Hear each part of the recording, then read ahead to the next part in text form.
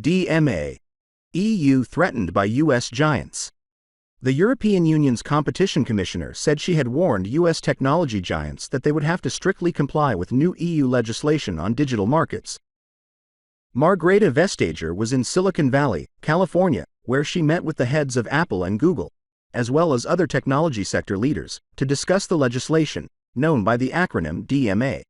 The EU drafted the legislation in hopes of finally getting the tech sector giants on their feet, given the slow pace of investigations and litigation over abuse of dominance. Starting in March, new obligations and bans, accompanied by deterrent fines, will be imposed on 5 US groups, including Alphabet, Google's parent company, as well as Amazon, Apple, Meta, Microsoft, and Chinese company ByteDance, owner of TikTok. These 6 companies have been labeled gatekeepers because their size makes them inevitable. The gatekeepers have already been identified and March 7 is Compliance Day, Margrethe Vestager said Friday after a meeting in Silicon Valley.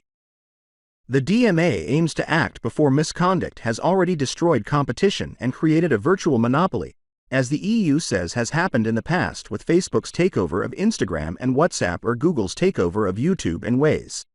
The DMA would force Apple, for example, to allow app stores other than the Apple Store on its popular iPhones and iPads. The legislation is the subject of litigation by Meta and TikTok, among others. The ruling can be challenged, and we respect that, Margrethe Vestager said, while stating that these appeals would not stop the DMA from taking effect.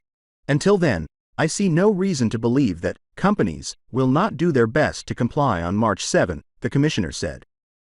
Offending companies face fines of up to 20% of their worldwide turnover if they violate again, and even dismantling in the most serious cases.